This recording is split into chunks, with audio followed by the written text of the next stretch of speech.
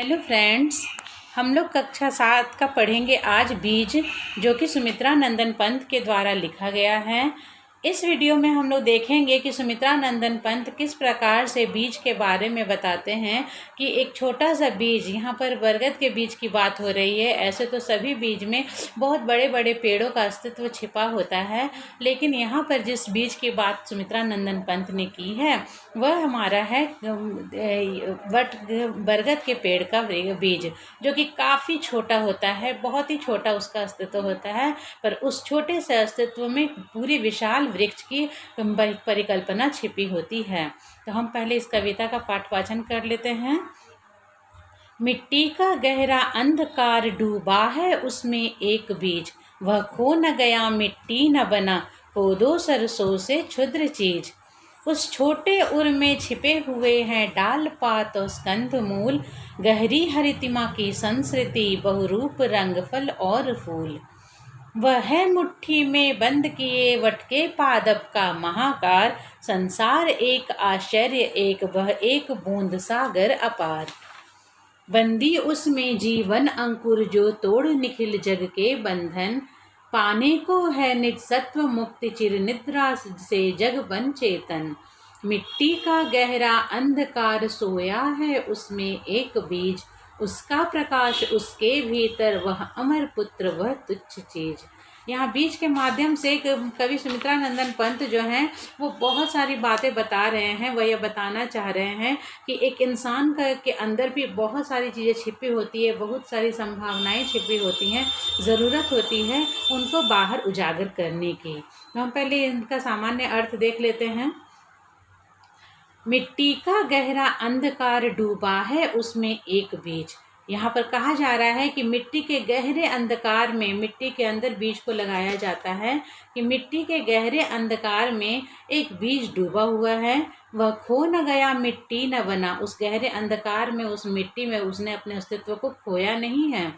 कोदो सरसों से क्षुद्र चीज, कोदो के सरसों के दाने काफ़ी छोटे छोटे होते हैं, उससे भी छोटा है बरगद का बीज।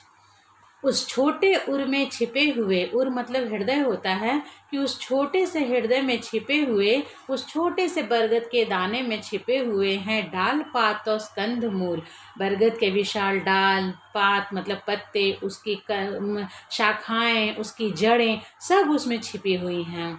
गहरी हरितिमा की संस्कृति, और जो चारों तरफ हरियाली ही हरियाली नज़र आती है उस पेड़ के बड़े होने पर, वो भी उस छोटे से बीज में छिपी हुई है। बहुरूप रंग फल और फूल, और उसके वो विविध प्रकार के रूप, उसके फल, उसके फूल सब उस छोटे से बीज में समाहित हैं।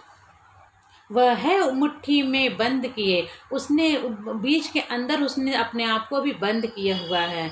वटके पादप का महाकार, वट के पौधे का, बरगद के पौधे का महाकार वह उस छोटे से बीज में उस छिपाए हुए हैं। संसार एक आश्चर्य एक, वह एक बूंद सागर अपार। इस संसार के लिए आश्चर्य की बात है कि वह एक रहता है, लेकिन उस पूरे संसार के लिए एक सागर के समान होता है। एक बूंद एक सागर तैयार करने की क्षमता रखता है। एक छोटा सा बीज एक विशाल पौधे को तैयार करने की क्षमता रखता है। बंदी उसमें जीवन अंकुर जो तोड़ निखिल जग के बंधन, उसके अंदर बंधन में बंधा हुआ उसका पूरा विशाल स्वरूप उसमें छिपा हुआ है, और जो तोड़ निखिल जग के बंधन, उस जग के बंधन को वो तोड़ करके पाने को है निज सत्व मुक्ति। जब वो अंकुरित होता है तो पता चलता है कि वह आज़ादी पाने के लिए कितना उन्मुक्त है। चिर निद्रा से जग बन चेतन, उस निद्रा से वह जागता है और अंकुरित होकर के धरती को फाड़ करके मिट्टी से वह बाहर निकलता है। मिट्टी का गहरा अंधकार सोया है उसमें एक बीज, और जब उसके बाद फिर यहाँ बताया जा रहा है कि उस मिट्टी के गहरे अंधकार में वो बीज तो सोया हुआ है, पर जब वह बाहर आता है, अंकुरित होकर के निकलता है और एक विशाल वृक्ष बनता है, तब उसका महाकार देखने को मिलता है। उसका प्रकाश उसके भीतर, उसका प्रकाश, उसका अस्तित्व उसके भीतर ही होता है। वह अमर पुत्र वह तुच्छ चीज, कि वह अमर पुत्र उस कहा जाता है। बरगद का पेड़ बहुत दिनों तक जीवित रहता है। एक छोटे से बीज में उतने बड़े पेड़ का अस्तित्व, उतनी आयु तक जीने वाले पेड़ का अस्तित्व छिपा रहता है। सुमित्रा नंदन पंत यहाँ पर हमें ये बता रहे हैं एक छोटे से बीज के माध्यम से कि हम मनुष्यों के अंदर भी अपार संभावनाएं हैं।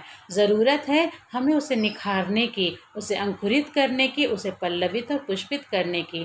तभी हम बरगद के समान विशाल हो सकते हैं, हमारा भविष्य उन्नत हो सकता है।